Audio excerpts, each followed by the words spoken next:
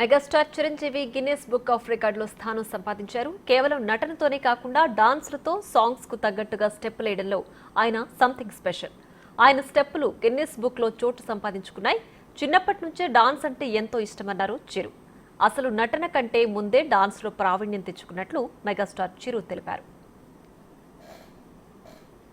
About Guinness book of world records నేను ఊహించండి. I never expected, never dreamed about Guinness book of world record. Because Guinness బుక్కి మనకి ఏంటి సంబంధం అనే ఒక ఆలోచన ఏమైనా ఉంటుంది కదా సహజంగా. అలాగే నాకు అలాంటి ఆలోచన ఏమి లేదు. అలాంటిది నేను ఎదురు చూడనటువంటి ఒక గొప్ప ఆనర్ ఈ రోజున నా జీవితంలో నా ఈ సినీ ప్రస్థానం సంబంధించి తారసపడినందుకు ఆ భగవంతుడికి, దానికి కారణభూతులైన మా దర్శక నిర్మాతలకు, నా అభిమానులకు ఎప్పుడు నేను రుణపడి ఉంటాను. Thank you so much.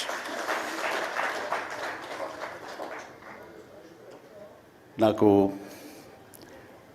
Dances మీద బహుశా నటన కంటే కూడా ముందు నుంచి కూడా డ్యాన్సెస్ మీద నాకున్నటువంటి ఇంట్రెస్ట్ ఈ రోజున ఈ అవార్డు వచ్చేలా చేసిందా అని నాకు అనిపిస్తుంటుంది.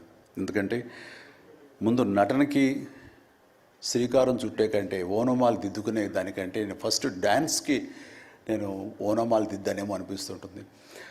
నా చిన్నప్పుడు మా చుట్టూ ఉండే వాళ్ళని ఎంటర్టైన్ చేయడం కోసంగా ఈవినింగ్ అయ్యేసరికి అప్పట్లో ఉండే వివిధ భారతి కానీ, లేకపోతే శ్రీలంక సిలోన్, రేడియో సిలోన్ కానీ, వీటిల్లో వచ్చే కొన్ని తెలుగు పాటలకి అదే మాకు source of inspiration. I mean recording songs అవి రావడానికి. అప్పుడు గ్రామ్ ఫోన్లు కానీ, టేప్ రికార్డులు కానీ ఇవన్నీ కూడా ఉండే పరిస్థితి కాదు ఆర్థికంగా.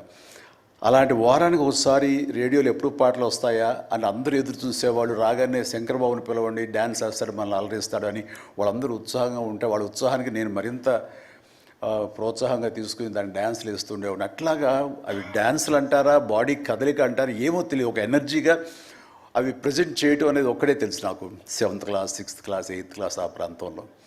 ఆ తర్వాత ఎన్సీసీలో చేరిన తర్వాత ఈవినింగ్ క్యాంప్ ఫైర్ టైంలో అందరూ ఎర్లీగా భోజనాలు కానిచ్చిన తర్వాత తిన్న 70 ప్లేట్లు మన అల్యూమినియం ప్లేట్స్, వాటిని తిరగేసి దరువులుగా డప్పులుగా వాయించుకుంటూ అప్పుడు కూడా డ్యాన్స్ చేస్తూ అందరినీ ఎంటర్టైన్ చేస్తూ ఉండేవాడు. ఆ రకంగా డ్యాన్స్ అనేది నాకు ఇష్టమైనటువంటి ఒక నా అంతర్భాగం అయిపోయింది.